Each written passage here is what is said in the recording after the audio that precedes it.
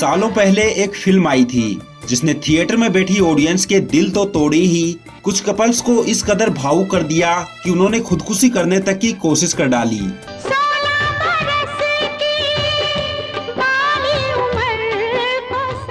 कहानी, म्यूजिक और परफॉर्मेंस इतने जबरदस्त थे कि लोग रोते रोते थिएटर से बाहर निकलते। मेकर्स के लिए ये भारी चिंता की बात बन गई थी। उन्हें चेतावनियां दी गई, मानसिक स्वास्थ्य से जुड़ी आलोचनाएं भी हुई, लेकिन इन सब के बावजूद फिल्म ने अपने बजट से 20 गुना ज्यादा कमाई की और ब्लॉकबस्टर बन गई।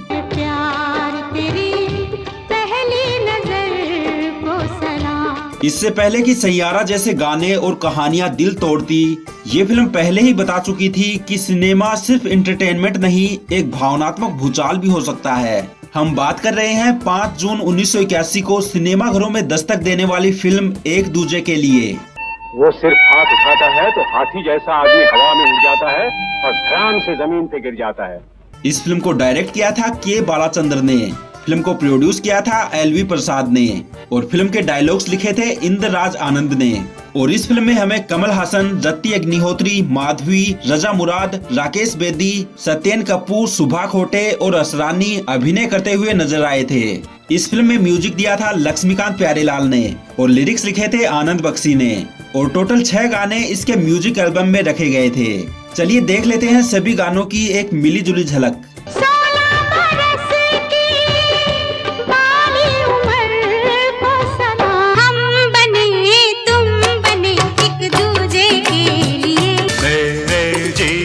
साथी प्यार किए जा, हम तुम दोनों जब मिल जाएंगे,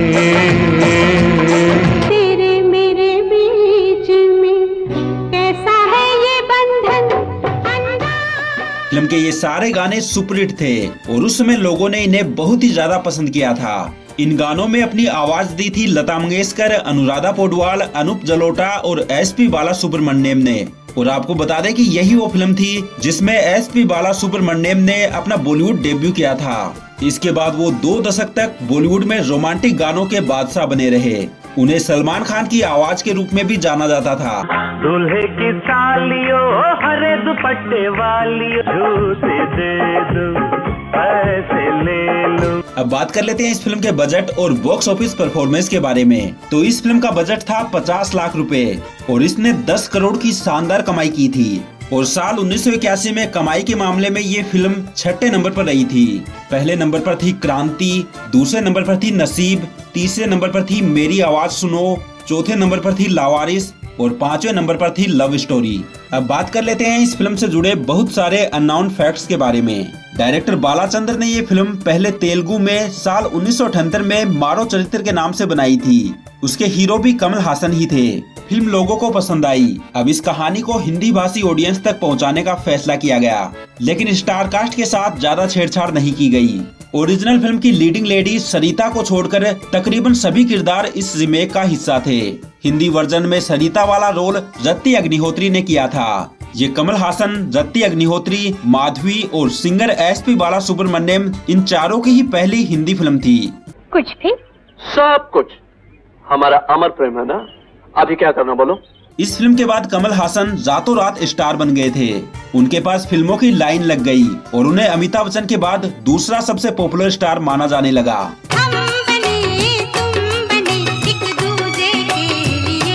हिंदी दर्शकों में गानों का क्रेज देखते हुए इसके म्यूजिक पर खासा जोर दिया जा रहा था। मशहूर संगीतकार जोड़ी लक्ष्मीकांत प्यारेलाल को इसकी जिम्मेदारी सौंपी गई थी। हालांकि बालाचंद्र चाहते थे कि तेलुगु की तरह इसमें भी कमल हासन की आवाज एसपी बाला सुब्रमण्यम ही दें, लेकिन लक्ष्मीकांत प्यारेलाल उनके पक्ष में बिल्कुल नहीं थे। उन्हें लगता था कि ये मद्रासी सिंगर हिंदी गाने को सही से नहीं गा पाएगा। इस पर बालाचंद्र ने तर्क दिया कि जब हीरो का किरदार साउथ इंडियन है तो वो गाने शुद्ध हिंदी में कैसे गाएगा। बाला सुब्रमण्यम की आवाज में साउथ इंडियन टोन फिल्म और गाने दोनों को ही ऑथेंटिक बनाएंगे। बाद में इसी फिल्म के लिए एसपी बाला सुब्रमण्यम को बेस्ट प्लेबैक सिंगर का नेशनल अवार्ड मिला। हम दुनिया की प्यास बुझाएंगे। इस फिल्म में कई ऐसे सीन थे जिसमें नई पीढ़ी की बागी प्रवृत्ति को दिखाया गया था। फिल्म में ऐसा ही एक सीन है जब रत्ती की माँ कमल की फोटो जला देती है। आओ आओ, तुम्हारे डैडी ने मुझसे शर्त लगाई थी, ये फोटो जल नहीं सकती। मैं जला के दिखा रही हूँ। इसके गुस्से में आकर रत्ती उस फोटो की राख को चाय में मिलाकर पी जाती है। रत्ती ने अपने एक इंटरव्यू में बताया कि फोटो में कई सारे हार्मफुल केमिकल होते हैं, इसे पीना काफी नुकसानदेह हो सकता था। बावजूद इसके वो ये करने के लिए तैयार हो गई, लेकिन मुश्किल तो तब हो गई जब वो सीन पहले टेक में ओके नहीं हो पाया। इसका मतलब साफ था कि उन्हें ये राख दोबारा पीनी पड़ेगी। उन्होंने फिल्म की खातिर ये किया भी।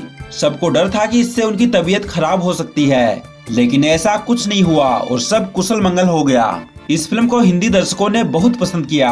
रिलीज के कुछ ही दिन बाद इसे ब्लॉकबस्टर डिक्लेयर कर दिया गया। एक नया इतिहास बनाएंगे। इन सब के बीच एक बड़ी दिक्कत सामने आने लगी।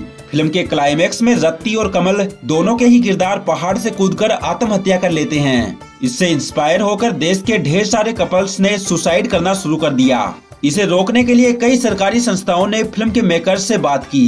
कई तरह की मीटिंग्स की गई, जहां फिल्म से जुड़े सभी लोग पहुंचते थे। उनसे कहा गया कि वो लोगों को ऐसा करने से रोकें। इन मीटिंग्स वगैरह में रत्ती को नहीं जाने दिया जाता था। इन मसलों का ध्यान रत्ती के पापा रखते थे। इसका कारण ये था कि जब ये फिल्म रिलीज हुई तब रत्ती सिर्फ 16 साल की थी। मेकर्स और परिवार के लोग नहीं चाहते थे कि रत्ती इन पचड़ों में पड़े, क्योंकि इससे उनके दिमाग पर गलत असर पड़ सकता है।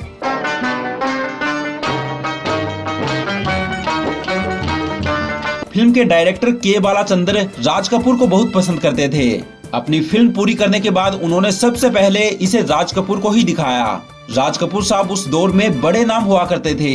उन्हें पूरी फिल्म तो अच्छी लगी, लेकिन फिल्म का एंड उन्हें अच्छा नहीं लगा। वो चाहते थे कि फिल्म की हैप्पी एंडिंग हो। उन्होंने ये बात बालाचंद्र को कही, लेकिन इस बार अपने किरदारों की तरह ही बालाचंद्र भी बागी हो गए। उन्होंने ये करने से मना कर दिया। आत्महत्या की खबरों के बीच बालाचंद्र ने फिल्म का एंड एक बार बदला भी, लेकिन जनता की मांग पर उन्हें ओरिजिनल एंड ही चलाना पड़ा। आपको बता दें कि के बालाचंद्र ने अपने 50 साल के फिल्मी कैरियर में 100 से ज्यादा फीचर फिल्में बनाई थी। साल 2014 में 84 साल की उम्र में उनका निधन हो गया था।